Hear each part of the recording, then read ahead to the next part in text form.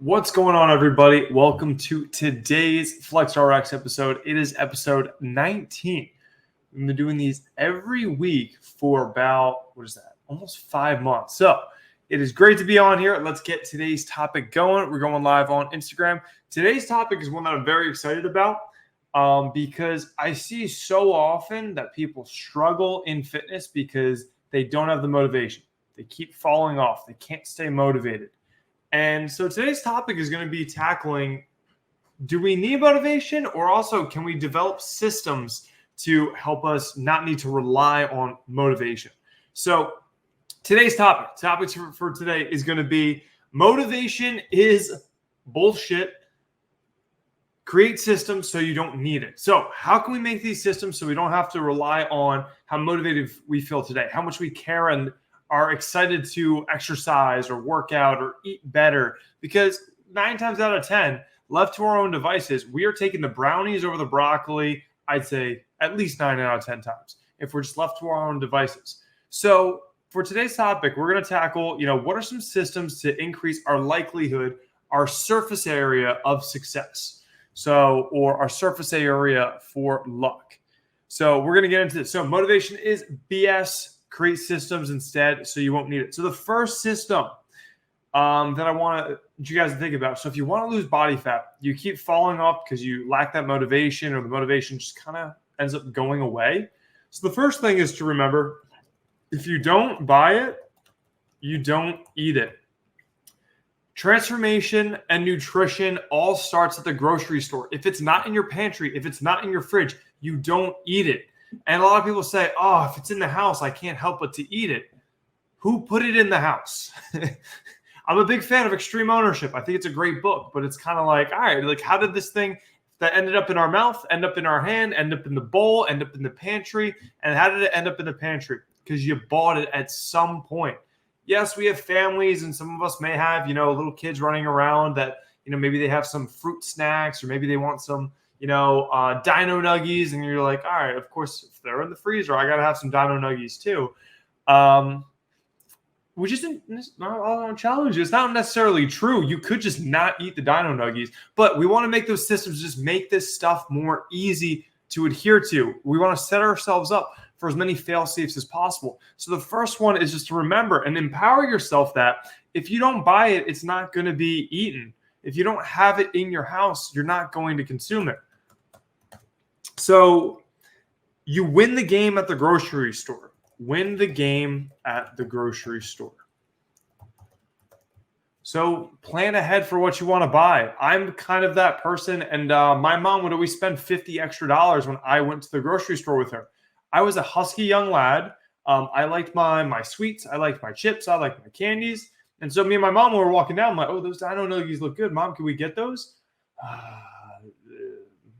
I guess. And I don't know how I was winning those. My mom should have probably said no more often, but that's the game to win, is win the game at the grocery store. And then if you win the game at the grocery store, then you can set yourself up for success with like what's in the pantry and what's around you.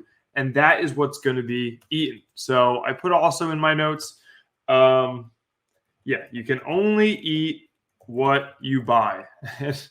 One of the processes is just don't buy shit. So buy foods that you're actually going to be proud to talk about eating. And what is that whole, I think discipline is doing your future self a favor discipline is doing your future self a favor, even if it sucks in the meantime. So that means if you're in the grocery store and you see, you're holding up 2 things of chips, maybe one is like the low fat kettle cooked and it's like 100 calories per serving. And on the left is like the Doritos, extra cheesy. And it's like, all right, well, like probably later on, I'm going to be able to eat more of this for less calories, or this is probably the better choice, or I'll go with the low butter popcorn, or I'll go with the carrots if we're going to go like, full in. But if we win a lot of those, in the short term, it does suck. Like being healthy sucks. Let's be honest. Like, yes, we'd all love to eat cheesecake in the short term if we're just going by like, what's fun in the short term. Cheesecake, brownies, extra cheesy nachos. But when we keep picking the short-term happiness, the short-term, easy decision, the frictionless decision, Long term, we run into issues. But in the short term, if we pick the less fun decision, we do the stuff that sucks. We sweat in the gym, that hurts. We sweat. It's difficult. We choose the steamed broccoli over the extra cheesy potatoes on the side. When we do enough of those, the long term becomes easier. The longer 5-10 years down the road becomes then, easier. So it's kind of like pick your easy. Easy choices in the short term, difficult long term. Hard choices in the short term, you got it better on the long term. So let's dive back in. So number 2 we're going to get into is going to be the second system is going to be just protein. So let's think about protein. A lot of people struggle getting in enough protein, but like if we build a system, we can make getting our protein in easy. And when we get in more protein, we're more full during the day and we eat less calories. And also when you have more protein in your diet and you are training, now some of the calories you're eating can be stored as muscle, which means there's less calories overall to go into fat regulation. So for protein, it's easy to hit when available, when you have it available. So how can we do that? We got shakes, ready-made shakes in the fridge. We got, let's say, the fridge. We got, protein snacks. We got protein snacks in the fridge or the pantry. You got low-fat Greek yogurt. You got low-fat mozzarella sticks, which are like, I haven't had them in a bit, but it's like 5 fat, 6 protein. So I think they're like 60 calories each. So you can get like 30 grams of protein and like 300 calories or something. Yeah, something like that. But yeah, so if you have these high protein and readily accessible foods, you can make your protein a lot easier to hit by building the system. System being, protein's everywhere. I guess I'll just gravitate to there. If I flip a coin, not flip a coin. If I just put a blindfold on and then I reach into my pantry and it's like, oh man, I got like all this protein. I made a choice that I'm happy about. You're gonna win there. Same thing in the fridge. Blindfold, you reach into there. You're like, I got fat-free Greek yogurt.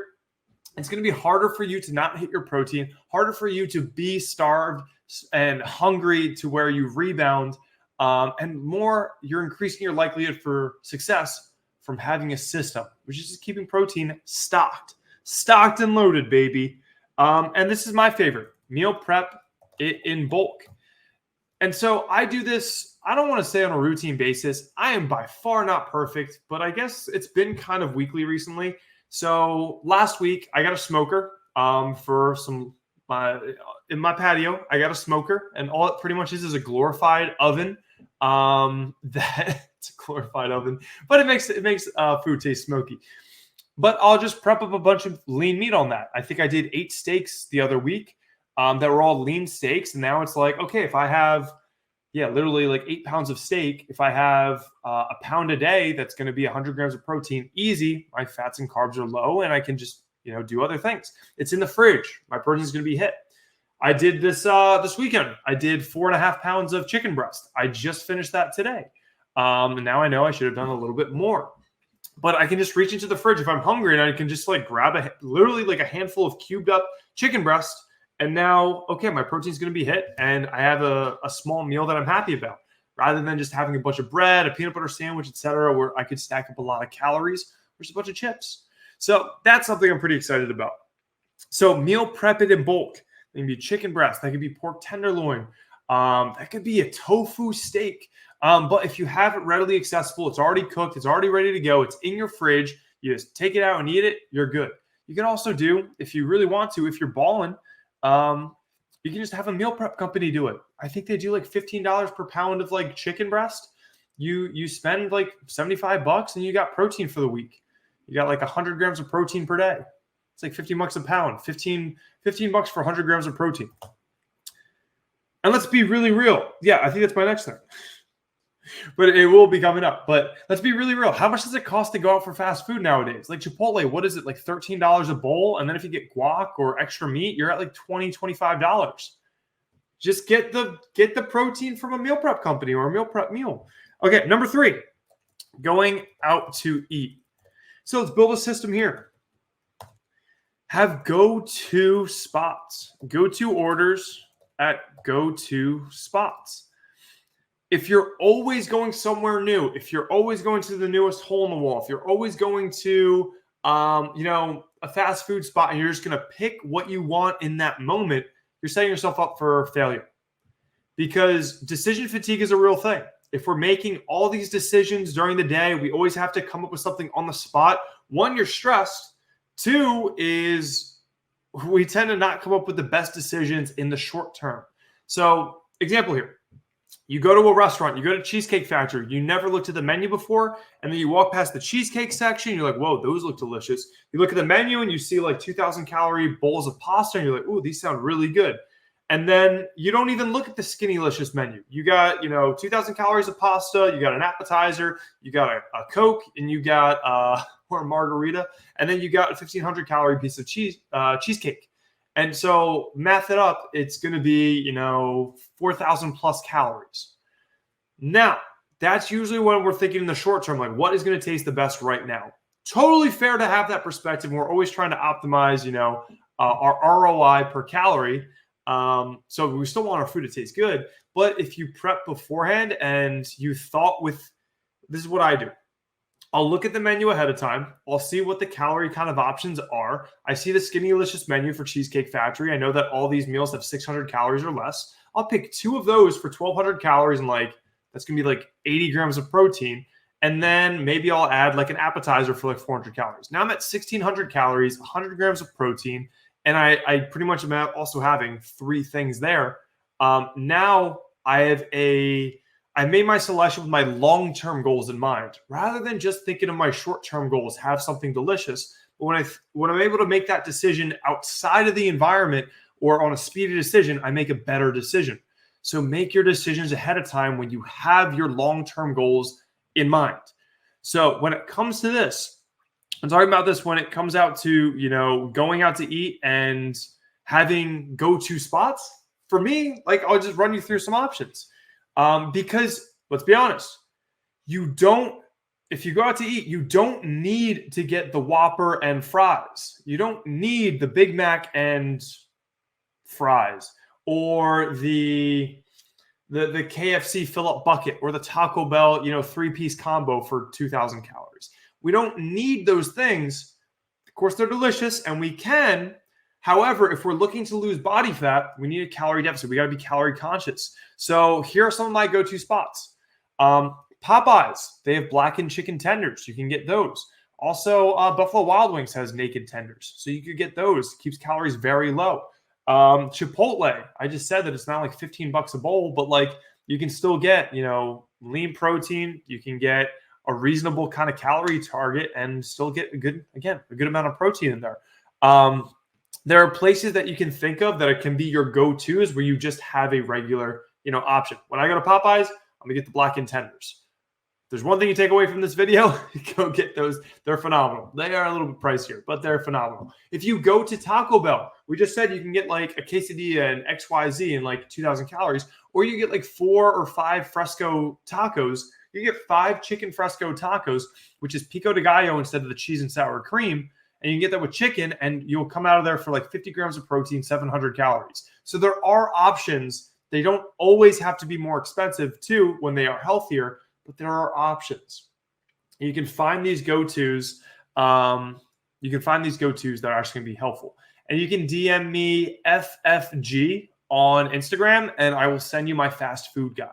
So FFG, DM that to me, Hejnasty on Instagram, and I can send you that fast food guide.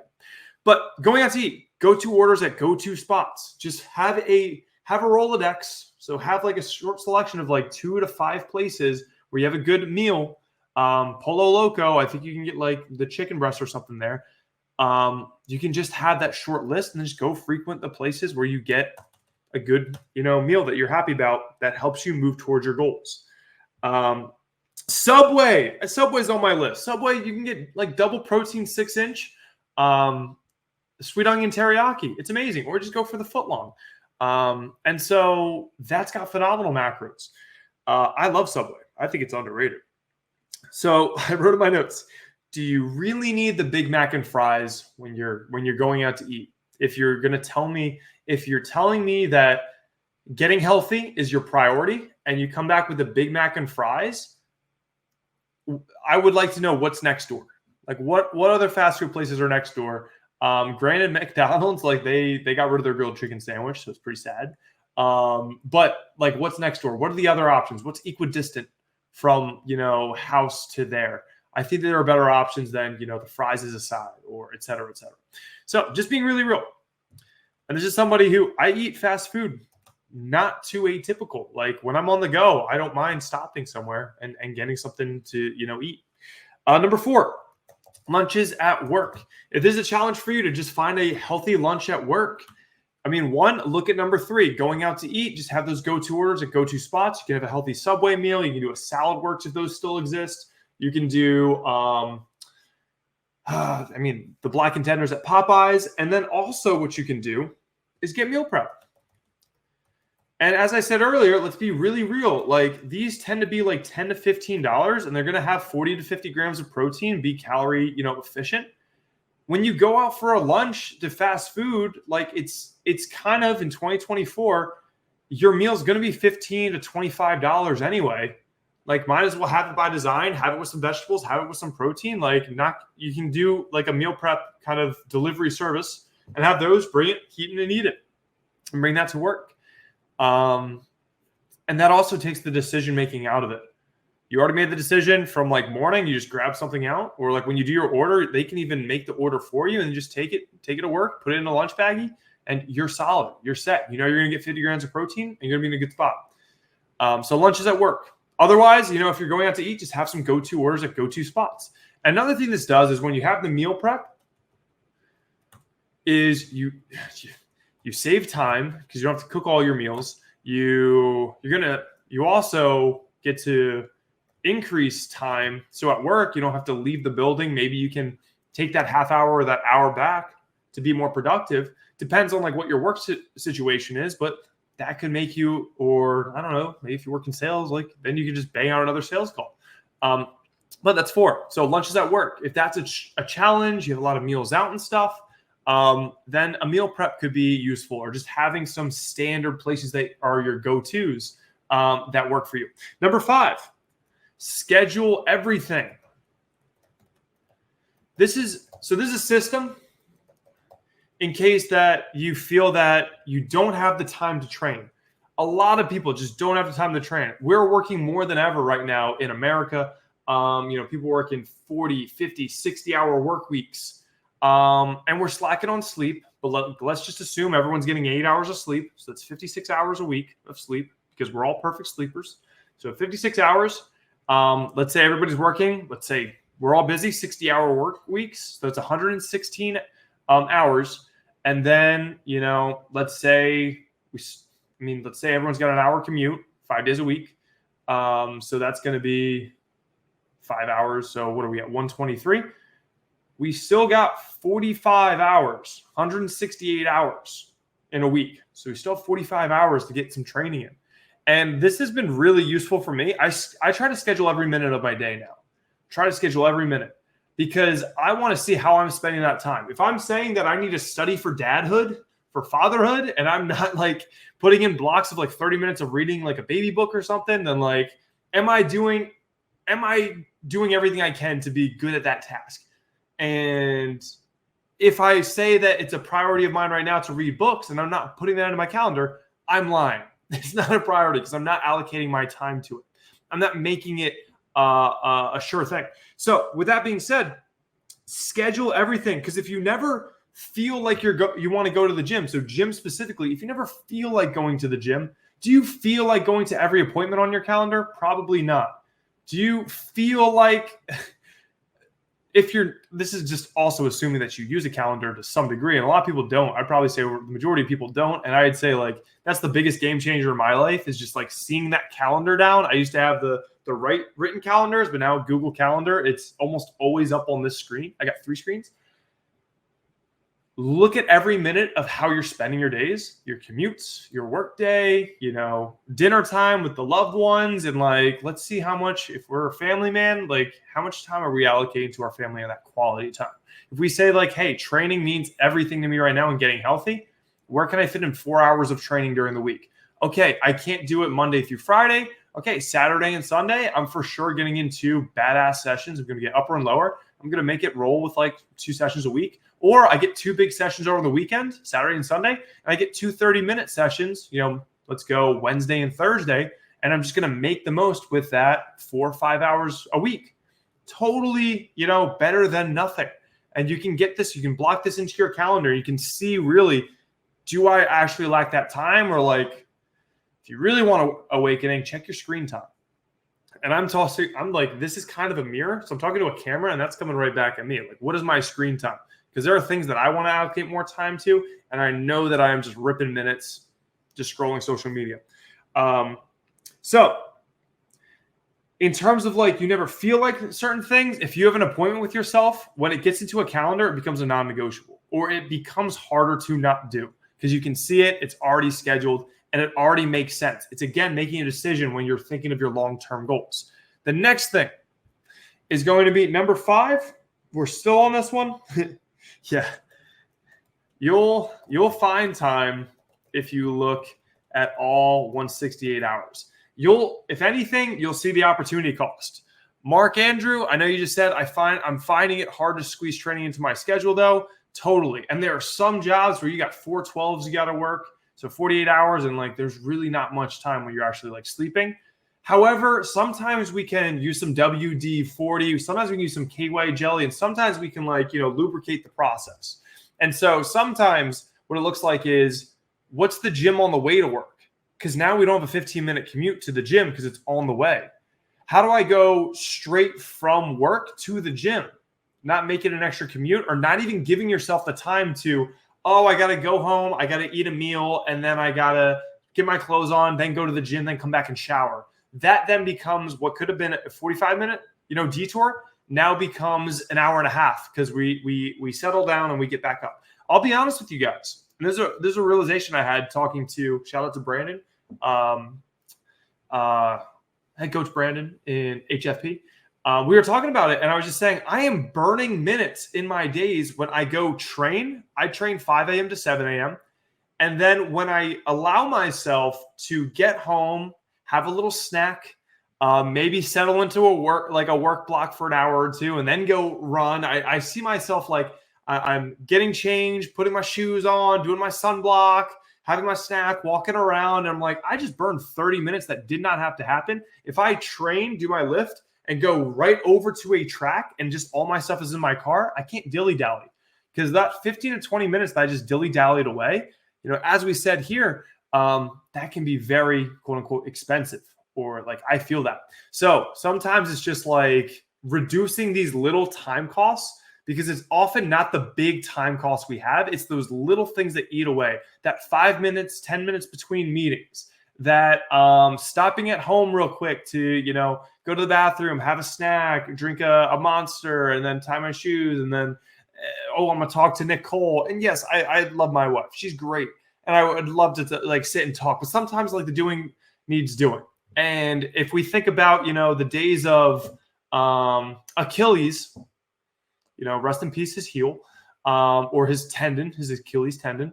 But Achilles back in the day, maybe he had a significant other that they were homies, like they just want to talk all day, but it's like, I got to go do the work. Like there's work to be done. Like I want to sit here and talk, but I got to go, I got to get the thing done. So that's where calendar time becomes important. So really allowing yourself to be fully present in the things that you want to do. And that's what I've seen be very, very helpful. So I use Google Calendar, and that's kind of like putting a pretty bow on that one. But, map out live your life by design. Don't live and just be like, okay, where did that gap of, 30 minutes just go? 6 is dinner. How do we systemize dinner? So a lot of people think, the question is, how many unique dinners do we have? How many unique dinners do we have? So let's say you want to lose body fat. And let's say on the extreme, you got a family, I got, Nicole, she doesn't like necessarily chicken breast and like Ninja Creamies. What a shame. But, we have a conversation of I want to get lean. I got lower calories. I'm not going to be eating rice right now too much. And probably just double up on the veggies. But having that conversation, we really only have 3 to 5 meals as dinners. Like, we just have to find those 3 to 5 meals that are consistent, that like, all right, let's make this kind of macro friendly that I can fit in, and there, the mission is done. The conversation is had. If, let's say back when I grew up, like my mom, she was like, making whatever. And so if it's like the meatloaf or like very fatty burgers with like cheese, and then maybe a big pasta dinner, and there's like, a lot of olive oil on like the food and like really fatty meats, it's going to be tougher.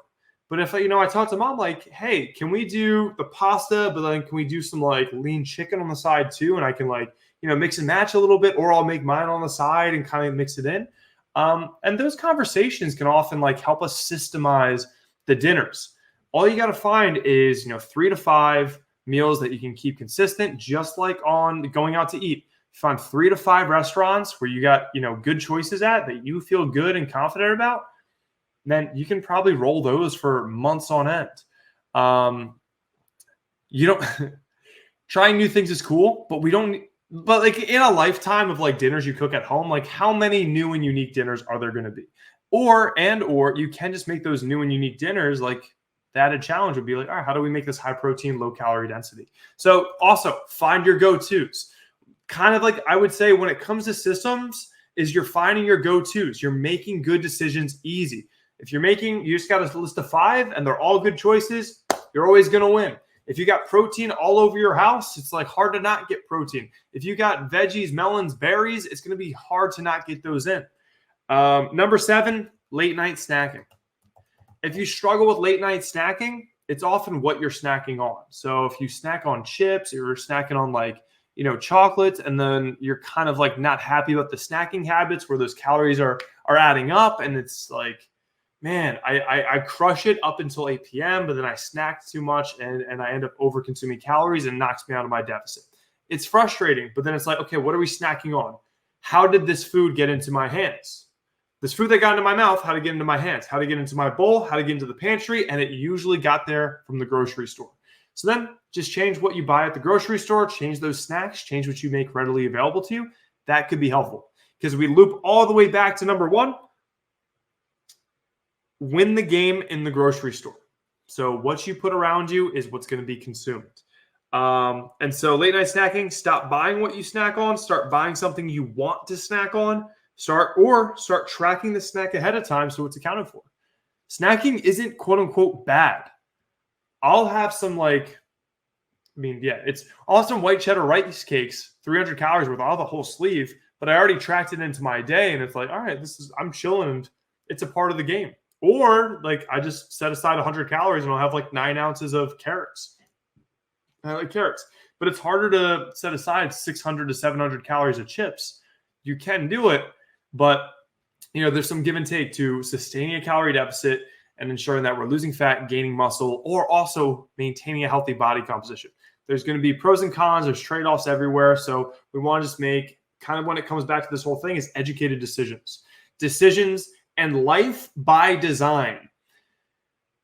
2 things here, and it was kind of a theme that we talked about, but like life by design is making short-term decisions ahead of time based on long-term goals. A life by design is what you want. A life by impulse is not what you want. So a life by design, you make short-term decisions based on your long-term goals. A life by impulse is where you make your long-term decisions based on your short-term goals, which is usually just like, I want something that tastes delicious, doesn't matter how many calories. And that is kind of, what sets you up for what happens in the long term, where the kind of current takes you. So I believe in make your life by design. So make decisions ahead of time when you have your long-term goals in mind. So quick recap. We got our 7 systems, or the 7 things to systemize. So keep in mind, if you don't buy it, you don't eat it. Win the game at the grocery store. Protein, keep protein readily around you and available to you.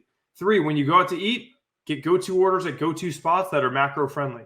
4, lunches at work, consider meal prep, or, go to those go-to spots. Schedule everything to make sure that you're making the most of your time, living life by design. Spend your time by design. Dinner, how many unique dinners do we have? Create ones that are going to be conducive to your goals. And finally, with late night snacking, either track it ahead of time or, change what you snack on, or just don't get what you find yourself uncontrollably snacking on. Hope that's helpful for you guys. Let's go.